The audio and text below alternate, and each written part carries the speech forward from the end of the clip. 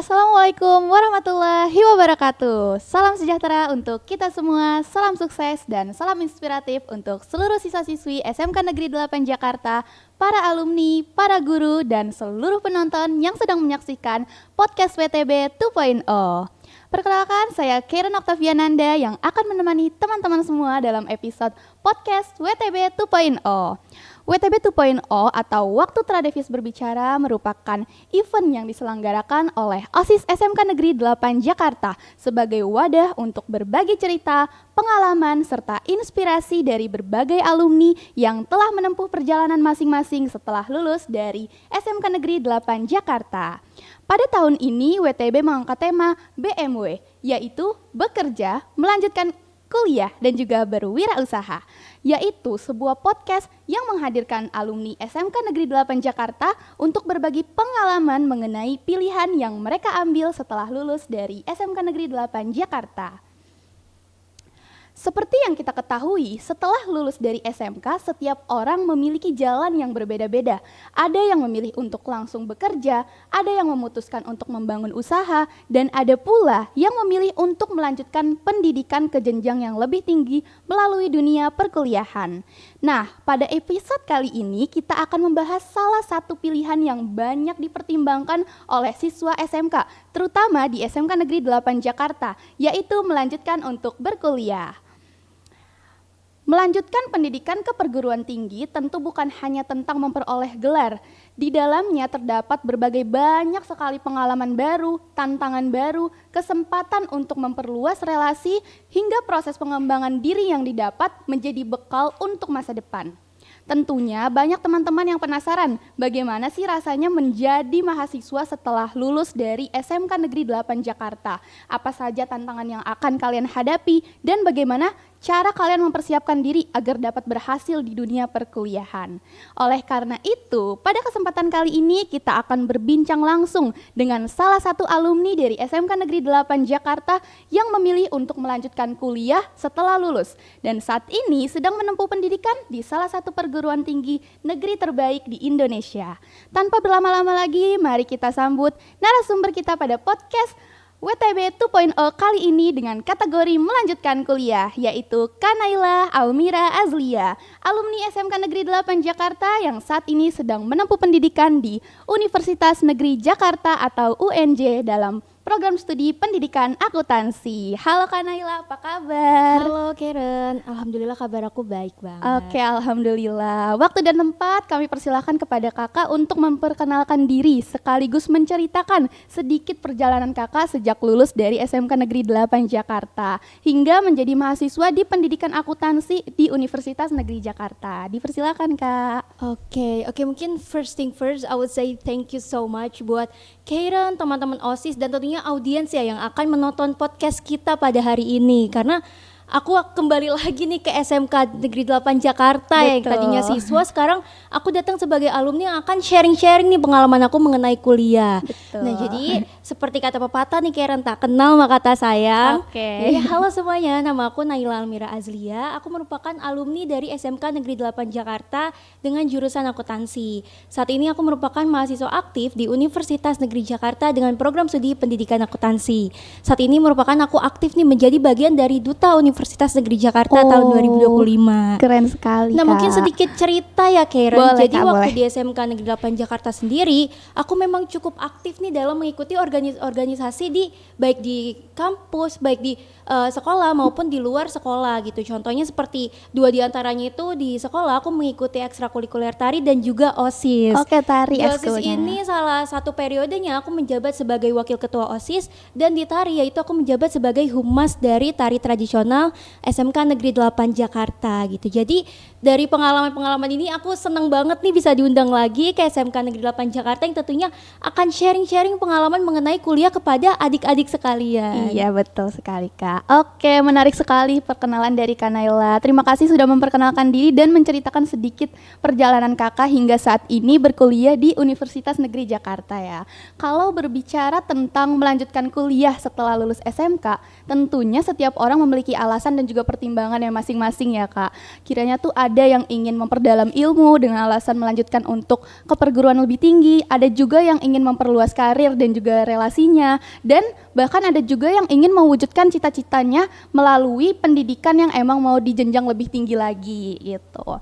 Nah, tentu saja keputusan untuk kuliah bukanlah keputusan yang mudah. Ada banyak hal yang perlu dipertimbangkan, mulai dari jurusan yang akan dipilih, kampus tujuan, hingga kesiapan diri untuk menghadapi lingkungan belajar yang berbeda dari masa sekolah di SMK.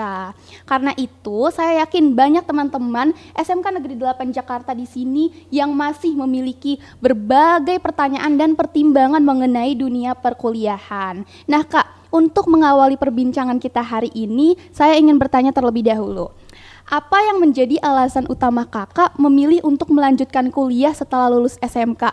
Tantangan apa nih yang Kakak hadapi ketika Kakak mengambil keputusan untuk berkuliah? Dan kira-kira selain belajar dengan baik, apa saja sih yang harus dipersiapkan untuk memilih di kategori kuliah ini?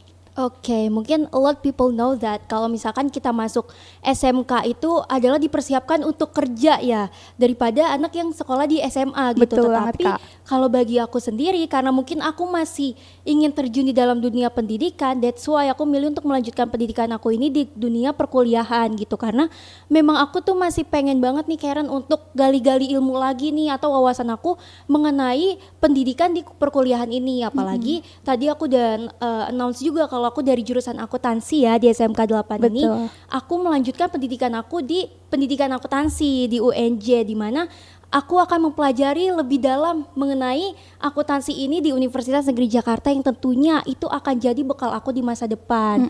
Nah, tapi di sisi lain itu juga nggak jauh dari tantangan ya Karen. Pasti ada trouble atau struggle yang aku alamin selama aku memilih kuliah itu ya. Mungkin yang aku alami adalah ketika saat posisinya masih anak sekolah ya, jadi kayak masih agak labil atau agak bingung ya, kurangnya pengetahuan. Di situ aku sempat bingung ya, apakah ketika aku milih program studi ini itu akan berdampak baik dengan tujuan dan karir yang aku ingin capai gitu, apakah ini sesuai dengan goals aku gitu. Terus juga di sisi lain kayak ada sempat halangan untuk aku memilih program studi yang sesuai dengan minat dan bakat aku gitu. Nah, makanya pentingnya kita di sisi lain ya, tadi ditanya mengenai selain belajar yang baik ya, kira-kira betul, Kak. apa aja yang harus dipersiapkan. Nah ini ya, selain kita belajar dengan baik atau akademik kita yang baik di universitas, kita juga harus mempersiapkan diri kita sendiri gitu untuk siap kerja di masa yang akan datang gitu. Karena kan tujuan kita kuliah ini bukan hanya kita mendapat gelar yang nantinya kita akan kerja gitu, tetapi kan di dalam dunia kerja ini juga kita harus mempunyai kemampuan-kemampuan yang jarang orang miliki ya, maksudnya kemampuan yang memang harus kita asah. Contohnya kita harus menggali potensi di diri kita, harus mengenali diri kita lebih dalam, di mana dengan pengetahuan itulah kita jadi bisa memecahkan problem solving di diri kita. Terus juga kita bisa nih aktif-aktif mengikuti organisasi yang dimana itu dapat menambah relasi kita. Kita jadi tahu nih bagaimana cara kita berinteraksi dengan orang lain. Terus juga jadi tahu bagaimana cara kita memecahkan masalah ketika kita lagi kerja dalam satu tim tersebut gitu. Jadi mungkin selain belajar dengan baik itu sih Karen, kita juga harus mengenali diri kita supaya kita siap untuk bekerja ketika kita lulus kuliah nanti. Oke, berarti di sini alasan utama Kakak ingin berkuliah karena ingin benar-benar memantapkan diri Kakak di bidang akuntansi yang sebelumnya Kakak juga ada di jurusan akuntansi ya Kak ya? Iya betul banget. Oke, dan tantangan-tantangan yang Kakak hadapi memang sebenarnya umum dari anak-anak SMK yang plan nih mau kemana setelah Iya, lulus betul, gitu betul, kan. betul, Emang betul. tantangannya cuma di situ ya. Dan hal yang harus dipersiapkan lebih dalam adalah kesiapan diri kita. Betul. Dan juga kita harus mengenal diri kita tuh nantinya akan kemana, karena setelah kuliah tentunya kita akan langsung berinteraksi sama dunia kerja. Jadi kita Betul. benar-benar harus siap nih plan kita tuh mau kemana. Jadi sebelum kita milih kita juga harus tahu diri kita itu seperti apa, kita nantinya akan kemana gitu ya Kak. Iya betul. Oke. Kalau dipikir-pikir, keputusan untuk melanjutkan kuliah memang bukan keputusan yang sederhana. Selain harus menentukan tujuan, kita juga perlu mempersiapkan diri baik secara akademik maupun mental. Saya rasa banyak siswa SMK Negeri 8 Jakarta yang memiliki keinginan untuk berkuliah, tetapi masih bingung harus mulai dari mana atau apa saja yang perlu dipersiapkan sejak sekarang. Nah, setelah memutuskan untuk kuliah, tentu ada satu langkah yang penting nih Kak, yaitu menentukan jurusan yang akan dipilih. Seperti yang tadi Kakak mention di awal, kalau Kakak itu ingin milih jurusan akuntansi karena sebelumnya Kakak ada di jurusan tersebut di SMK gitu. Nah, masuk ke pertanyaan yang kedua nih Kak. Bagaimana cara Kakak menentukan jurusan yang akan Kakak ambil pada saat kuliah? Dan kira-kira ada hal yang melatar belakangi lebih dalam nggak? Kenapa sih Kakak memilih jurusan pendidikan akuntansi gitu? Oke, mungkin pertama ya, kenapa aku milih jurusan tersebut ya, atau tadi ditanya adalah latar belakang memilih program studi tersebut ya. Nah, kalau ditanya memilih program studi tersebut, tentunya karena memang dari saat aku SMK ini kan aku udah jurusan akuntansi ya, dan dimana setelah aku menggali potensi aku lebih dalam, aku memang tertarik untuk menjalankan pendidikan aku atau melanjutkan pendidikan aku di bidang akuntansi, melihat dari prospek kerjanya yang cukup luas, lapangan pekerjaannya yang cukup besar dari bidang akuntansi ini. That's why aku memilih daripada program studi pendidikan akuntansi gitu. Jadi kalau ditanya mengenai latar belakang memilih program studi tersebut, karena memang sejalan ibaratnya dari pas aku SMK ya. Jadi ibaratnya aku tuh udah punya ilmu nih di SMK mengenai akuntansi, dan aku akan asah kembali ketika aku kuliah nanti, di mana ilmu-ilmu yang aku udah dapatkan di SMK itu nanti akan bertambah ketika aku kuliah dengan aku memilih program studi yang sejalan dengan program studi aku, yaitu pendidikan akuntansi. Oke, berarti memang sedari awal itu kita harus tahu dulu nih jurusan yang kita pilih itu nantinya akan berdampak apa ke kita ya kayak. Dan kalau dari jawaban Kak Naila sendiri, Kak Naila memilih jurusan akuntansi karena memang Kak Naila merasa jurusan itu sejalan, dan nantinya Kak Naila merasa akan enjoy menjalani jurusan akuntansi karena sebelumnya Kak Naila udah punya basicnya gitu ya. Iya betul, makanya izin menjelaskan juga ya Karen, kalau mungkin di sini masih banyak yang bingung nih mengenai program studi yang ingin dia pilih ya, tapi kita juga perlu catat ya teman-teman bahwa kita tuh harus pilih program studi yang memang sesuai dengan kemampuan kita gitu, karena perlu diketahui bahwa dunia kuliah ini tuh berbeda dengan sekolah. Mungkin sebagian orang juga udah pasti denger ya, udah awam dengan bahasa itu ya, dan itu memang benar, di kuliah itu kita dituntut untuk mandiri Karen. Jadi kita harus bisa apa-apa sendiri. That's why kita harus memilih program studi yang memang sejalan dengan kemampuan, potensi, dan tujuan kita untuk mencapai karir kita di kedepannya, seperti itu.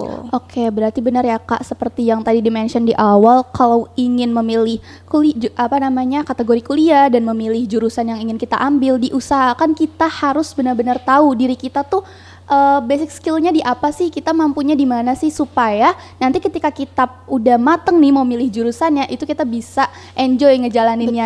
Betul banget Kira. Oke, kita lanjut lagi ke pertanyaan ketiga ya Kak ya. Oke, boleh. Kiranya faktor apa sih yang membuat Kakak bisa berkembang terutama dalam bidang tersebut, di bidang akuntansi atau pokoknya faktor-faktor nih yang mendukung Kakak bisa sampai saat ini sekarang gitu Kak. Oke, mungkin kalau bicara soal faktor, simpelnya aja adalah dari diri kita sendiri Karen. Karena menurut aku faktor kita untuk terus berkembang, untuk terus maju ya, itu adalah dari diri kita sendiri. Karena kenapa? Karena diri kita adalah sebagai penggerak ya untuk mengembangkan potensi-potensi yang kita punya, di mana tentunya sekolah, universitas atau lain sebagainya itu aku ibaratkan ya, di pandangan aku itu adalah sebagai wadah atau tempat untuk mengembangkan aspirasi kita, di mana di lingkungan tersebut yang kita pijaki saat ini itu pasti mereka menyediakan sarana prasarana yang akan mengembangkan potensi minat dan bakat kita. Tetapi perlu dicatat bahwa yang menjalankan, yang menggerakkan itu semua adalah diri kita sendiri. Nah, kalau dari aku sebetulnya faktor-faktor aku untuk terus berkembang adalah aku tuh terus menjaga skala prioritas yang aku punya gitu. Jadi aku terus memperhatikan mana yang memang harus aku prioritaskan, mana yang memang harus aku kesampingkan, atau mana yang memang seharusnya gak aku kejar gitu. Kenapa pentingnya kita mengatur skala prioritas di dalam kehidupan kita, supaya kita bisa time management kita dengan baik gitu. Apalagi di kampus aku jadi duta Universitas Negeri Jakarta dengan penugasan yang cukup banyak ya, di mana UNJ punya punya acara-acara yang cukup besar dan itu lumayan mengganggu pasti ya akademik aku karena kegiatan itu banyak banget. That's why pentingnya skala prioritas adalah supaya kita tahu, supaya hidup kita lebih terarah, tersusun, jadwal-jadwal kita jadi lebih rapi dan kita lagi lebih jadi bertanggung jawab terhadap kegiatan-kegiatan yang kita lakukan gitu. Jadi intinya adalah Karen dari diri kita sendiri ya gitu. Jadi kampus, sekolah itu adalah sebagai wadah untuk kita mengembangkan, untuk kita menjalankan daripada kemampuan-kemampuan yang kita punya Karen gitu. Jadi itu sih dari aku.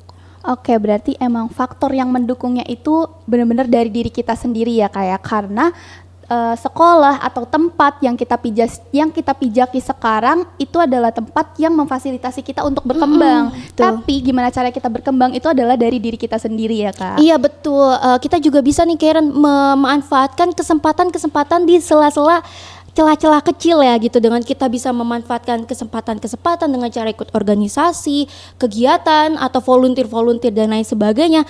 Itu tentunya akan terus mengembangkan potensi yang kita punya, kita jadi lebih berkembang lagi karena kembali lagi pengalaman itu nggak bisa dibeli dan pengalaman adalah guru paling berharga di kehidupan kita. That's why pentingnya kita menggali diri kita, mengenalin diri kita supaya apa? Supaya kita tahu letak potensi yang kita punya untuk kita berkembang di selamanya.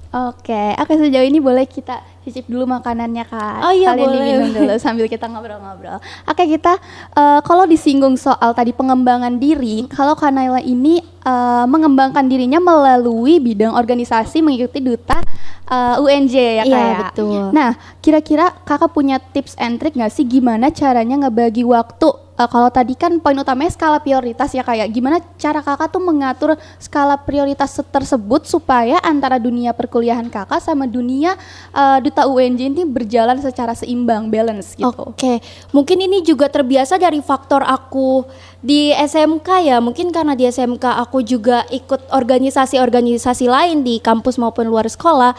Jadi aku udah terbiasa untuk mengatur skala prioritas aku gitu. Tapi kalau ditanya bagaimana caranya, biasanya Karen aku tuh mencatat dulu nih jadwal-jadwal yang aku punya gitu. Kayak misalkan, oh aku hari ini ada PR akuntansi nih deadline-nya di 2 hari kemudian. Tapi di besok ya aku ada penugasan duta UNJ. Nah di situ aku akan catat dulu, aku breakdown satu-satu mana yang lebih penting dan bisa dikerjakan, itu yang aku kerjakan gitu. Jadi di setiap minggu aku tuh punya catatan sendiri. Jadi jadwal aku setiap minggu gitu tuh ya, ada apa aja, iya to-do list yang dimana yang paling atas tentunya itu yang paling prioritas, yang paling bawah adalah yang memang aku bisa mengerjakannya nyicil-nyicil nih gitu. Dan juga kalau ditanya mungkin ini juga kita juga harus bisa memanfaatkan waktu dengan baik ya Karen. Mungkin karena memang kegiatan aku cukup banyak ya, jadi kalau misalkan aku ada waktu kosong, aku tuh bisa ngerjain lebih dari 5 tugas. Jadi kayak dalam satu hari itu aku ngerjain itu. Jadi di besokannya biasa ya aku tuh free. Karena apa? Karena aku udah nyicil semua tugas-tugas aku gitu. Dan itu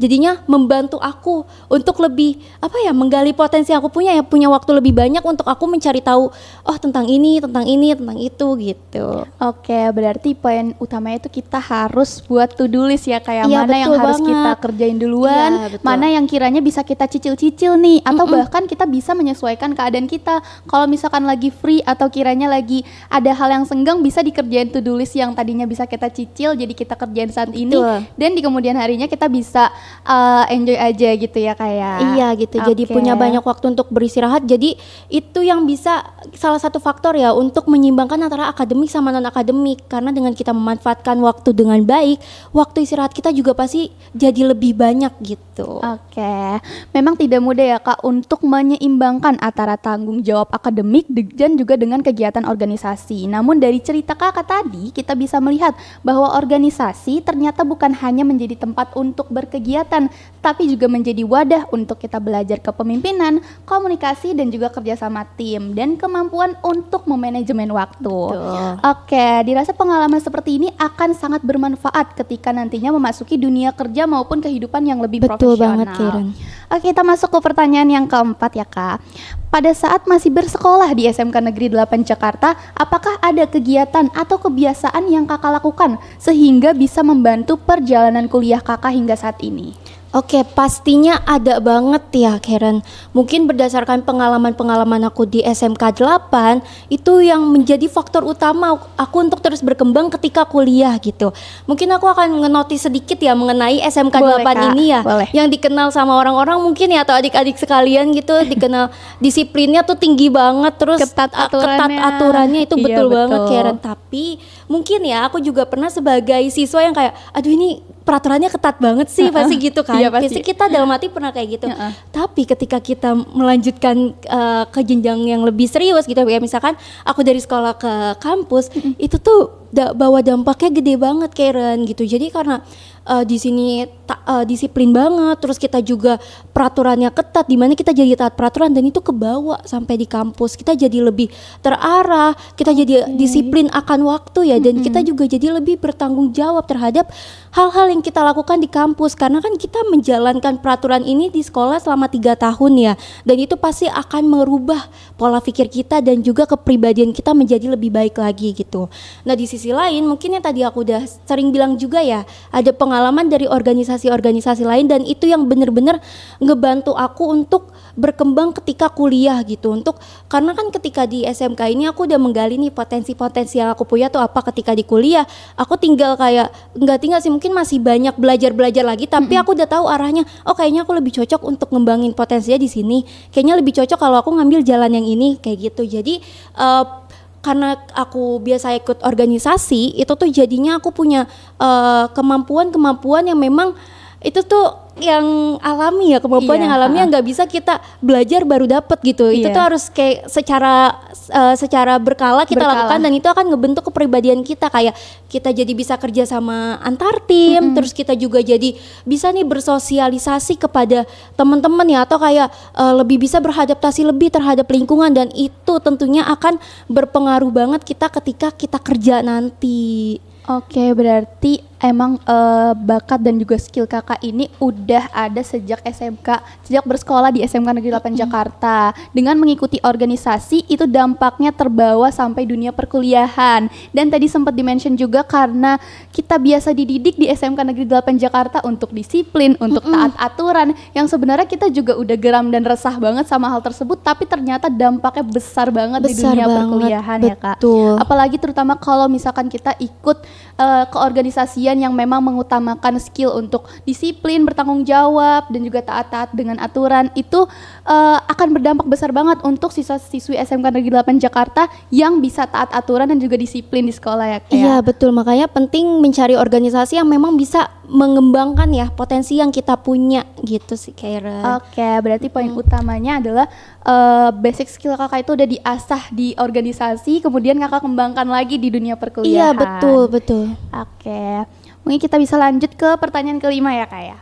Kalau melihat kondisi anak SMK saat ini, banyak dari mereka yang bingung menentukan langkah setelah lulus dan khawatir salah mengambil keputusan. Nah, apakah dulu kakak mempunyai planning lain jika ternyata tidak diterima di dunia perkuliahan? Oke, pastinya ada banget lah. Mungkin ini juga relate ya sama anak-anak kelas 12 saat ini ya, yang memang masih berusaha untuk mendapat perguruan tinggi negeri yang memang mereka inginkan ya, atau perguruan-perguruan tinggi lainnya ya. Nah saat itu karena mungkin aku mengalami lumayan banyak seleksi untuk dapat PTN ya, itu mungkin agak struggle ya di diri aku, dan itu agak ngebuat aku overthinking. Kalau misalkan jadi kayak setiap misalkan aku buka SNBP ya gagal, aku buka SNBT ya gagal, itu jadi kayak aduh nanti kalau aku ikut seleksi ini lagi akan sama nggak ya hasilnya gitu, dan itu akan ngebawa ke diri aku jadi kayak aku bingung kalau misalkan aku nggak kuliah arahnya kemana ya gitu. Apalagi memang cita-cita aku dari pas SMK ini adalah mau lanjut pendidikan di kuliah ini gitu. Nah tentunya kita juga harus bisa menyiapkan plan-plan lain ya, agar kita tahu nih kalau misalkan kita gagal di A, kita punya B, punya C gitu. Nah waktu itu plan B-nya aku itu adalah aku ingin melakukan atau melanjutkan pendidikan aku di perguruan tinggi swasta, dan aku sambil kerja Karen. Jadi kayak kuliah sambil kerja lah, itu salah satu plan B aku ya. Karena memang posisinya ya saat itu karena memang sedari awal aku pengen kuliah, jadi saat itu aku belum siap kalau misalkan aku langsung kerja gitu, karena menurut aku kemampuan yang aku punya tuh masih harus aku asah loh gitu, masih harus aku kembangkan loh di kuliah ini gitu, supaya nantinya aku udah bener-bener jadi orang yang siap berkarir gitu. Apalagi kayak aku juga, pasti kita semua punya goalsnya sendiri kan gitu. Nah kalau plan C aku adalah aku bekerja yang totally kerja gitu. Jadi mungkin di plan C ini adalah aku kerja misalkan selama 1 tahun, and then di tahun depannya atau di tahun berikut ya aku baru mengikuti seleksi perguruan tinggi negeri lainnya gitu. Jadi memang sebetulnya pentingnya ya Karen untuk kita menyiapkan plan-plan lain supaya apa? Supaya kita ketika gagal kita nggak ngerasa bahwa dunia berhenti di situ aja gitu, tapi masih banyak loh peluang-peluang yang kita punya. Betul. Oke, berarti kakak memiliki plan lain ketika kakak tidak, kalau misalkan kakak nggak keterima nih di Universitas Negeri Jakarta. Oke teman-teman, jadi poin utamanya adalah ketika kalian kebingungan mau milih setelah lulus mau kemana dan khawatir nanti nggak sejalan sama apa yang udah kalian rencanakan, pentingnya kalian membuat plan. Seperti yang tadi disebutkan sama Kanaila, kalau plan dari Kanaila adalah plan pertamanya ingin melanjutkan ke perguruan tinggi negeri, plan keduanya Kanaila memilih berkuliah di swasta namun dibarengi dengan bekerja ya Kak ya. Dan plan ketiganya Kanaila full bekerja namun melanjutkan kuliahnya lagi di 1 tahun berikutnya. Iya betul, bisa ikut di next selection sih. Berarti penting banget yang namanya plan lain setelah kalian menentukan pilihan kalian nanti setelah lulus mau kemana. Kak, mungkin sebagai penutup, kiranya apa pesan dan motivasi dari kakak untuk siswa-siswi SMK Negeri 8 Jakarta yang saat ini sedang menentukan langkah setelah lulus? Oke, mungkin pesan aku untuk adik-adik sekalian yang tentunya kita satu alma mater ya. Betul pastinya banget. gitu. Aku juga sebenarnya masih baru banget lulus nih Karen tahun 2025 kemarin, tapi aku juga pasti ngerasa banget struggle-nya kalian tuh sulit ya. Kalian atau kayak pikiran kalian tuh kayak aduh gue masuk mana ya, aku masuk mana ya, itu pasti ada banget relate gitu. banget, Kak. Mungkin aku mau berpesan ya teman-teman, apapun yang teman-teman hadapi saat ini itu do your best aja ya teman-teman, karena ketika kita melakukan yang terbaik, insya Allah itu hasilnya akan yang terbaik juga ya. Jadi sebetulnya kita semua ini tuh nggak ada yang dibilang gagal gitu, tapi belum kesempatan kita untuk berkembang gitu. Dan perlu kita catat bahwa setiap orang punya proses berkembang dan punya proses jalannya masing-masing. Kita nggak bisa samain misalkan, oh Karen aktif organisasi, oh aku nggak aktif organisasi, semisal kayak gitu, berarti Karen jauh lebih unggul daripada aku. Nggak bisa kayak gitu ya. Tapi kita tuh, makanya tadi aku sering announce adalah pentingnya menggali potensi di diri kita supaya kita tuh kenal diri kita, apa sih yang kita butuhkan, apa sih yang kita cari dari diri kita untuk kita ke depannya, apa sih tujuan hidup kita. Seperti itu sih Karen. Pokoknya gak ada yang namanya gagal ya di dunia ini. Kita semua punya cara berkembangnya masing-masing, dan tentunya apa yang kita lakukan saat ini adalah itu hasil yang terbaik dari yang kita lakukan. Berarti emang harus do your best ya Kak ya. Apapun yang akan kita lakukan dengan baik pasti akan membuahkan hasil yang terbaik. Betul banget, dan Karen. kita juga nggak boleh ke struggle sama hasil dari orang-orang lain, karena tentunya kita akan punya versi terbaik diri kita Iya, sendiri. betul. Dari cerita kakak hari ini kita belajar bahwa perjalanan menuju perguruan tinggi bukan hanya tentang nilai dan juga prestasi, tetapi juga tentang kesiapan diri, keberanian mengambil keputusan, serta kemauan untuk terus belajar dan juga berkembang. Kita juga belajar bahwa setiap orang memiliki prosesnya masing-masing, tidak perlu takut dengan pilihan yang akan diambil selama kita mau berusaha dan mempersiapkan diri dengan baik. Nah, perjalanan kakak dari SMK Negeri 8 Jakarta hingga menjadi mahasiswa di pendidikan akuntansi di Universitas Negeri Jakarta tentu menjadi bukti bahwa usaha Kanaila yang konsisten akan membawa kita lebih dekat dengan tujuan yang ingin dicapai. Betul. Oke Kak, sebelum kita mengakhiri sesi podcast kali ini, mungkin Kakak bisa memberikan closing statement untuk pesan terakhir untuk teman-teman yang sedang menyaksikan podcast kali ini. Okay, once again I would say thank you so much buat kalian semua, baik dari OSIS, SMK Negeri 8 Jakarta, ataupun teman-teman yang akan menyaksikan kita ya di podcast hari ini, karena udah datengin aku lagi nih ke SMK 8. Terima kasih kembali, Kak. Aku datang ke sini kayak flashback waktu aku masih sekolah dulu ya, waktu aku masih OSIS jalanin proker-proker yang kayak gini gitu, yang tentunya membawa dampak positif juga gitu buat orang lain, buat diri sendiri, ataupun buat organisasi, ataupun buat sekolah gitu. Mungkin ini ya aku juga mau sampaikan ya, mungkin dari tadi kan kita membahas soal perkuliahan ya Karen. Tetapi apapun yang teman-teman dapat saat ini atau kedepannya, misal teman-teman jadi wirausaha, kerja ataupun kuliah, itu nggak apa-apa banget teman-teman. Kita yang tadi aku bilang kalau kita tuh punya cara berkembangnya masing-masing ya, gitu. Kita punya prosesnya masing-masing.